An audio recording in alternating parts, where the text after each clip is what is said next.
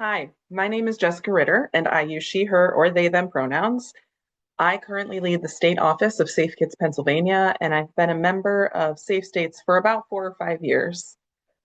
So this year, the Black History Month video series is called We Only Get There Together, exploring why mentorship matters to foster belonging, purpose, and power. And so today I'm going to talk about my own mentoring experience with Deja Moore, who has been my mentee for about 2 years. So to do this, I'm going to tell a story and get into some of the aspects that I have learned through this process afterwards. So originally, Krista from Safe States reached out to me and a few other people. All of us were chairs of different work groups or committees within Safe States. I, at that point, was the chair of the Upstream Solutions work group.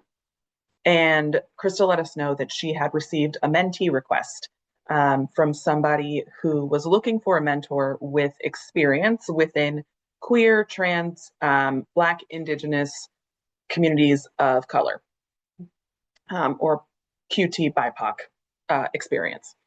Either lived experience or experience working within those communities and familiarity with those communities.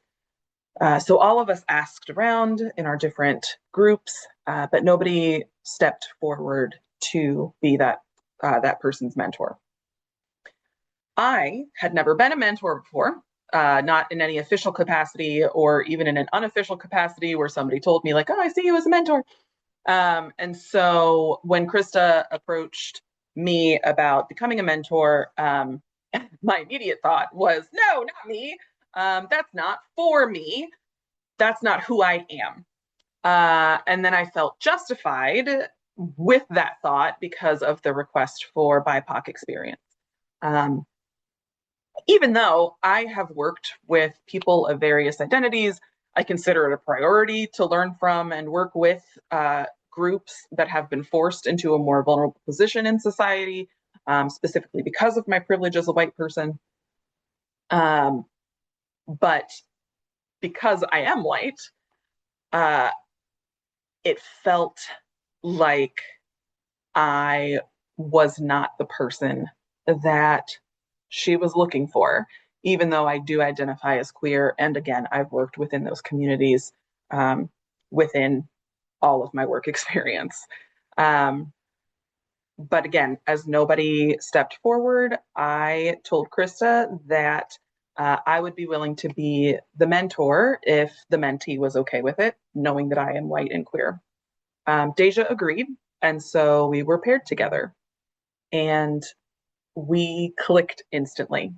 Even with virtual meetings, because we are multiple states and time zones separated from each other, we just absolutely clicked. And she is amazing, and she's brilliant and witty, and we got along really well from the very beginning, and spoke to each other without any sort of walls up or caution that we couldn't say certain things or anything like that. And our relationship has just been a really beautiful thing to watch flourish. We've talked about our different work environments and contexts. We've talked about how to make programs more successful or effective. We've talked about navigating difficult conversations in various contexts, but within our specific identities, me being white, her being Black, both of us being queer, because that additional context makes a difference in difficult conversations and when things get rough. Even though I am the mentor within this pairing, I do fully believe that everyone can learn from anybody else, and this experience has been no exception. I have learned so much from Deja, and she has provided support to me in my work and my life in the same way that I do for her. I feel like mentoring can be a really brilliant way to connect with people that you wouldn't otherwise meet. Deja and I have very different roles. We are obviously both Safe States members, But again, we have very different roles, very different work environments, even. Um, and I don't believe that our paths would have necessarily crossed and we would have clicked in the way that we have without this experience. And so I just want to um, encourage people, especially people of color and women or non-binary people or queer people in general. I want to encourage anybody who has been taught by society to not own their knowledge and not take up space, even non-physical space, right? Um, I want to encourage those people, you, that if you've been working in public health for a while and you have that same initial like not me reaction that I had, um, challenge yourself to question that reaction. Why not you? Um, Humans are social creatures. We can't thrive, we can't function without other people. Even if you're an introvert, that's still, I am an introvert and I cannot thrive without being around other people for some amount of time. I still need to be by myself though. But usually people like to stay within our known groups. And we dislike putting ourselves out there because it's uncomfortable and it's scary.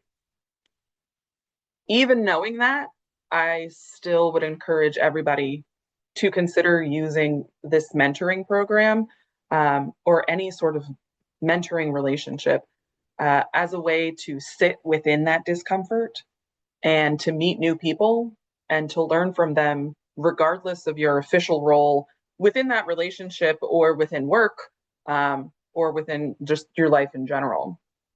Because again, I fully believe that most anybody can serve as a mentor, and we can also all learn from others all the time, regardless of our work experience or similarities or differences. So, once again, I would encourage everybody to look into mentoring and being a part of the program because that's how we move forward is together.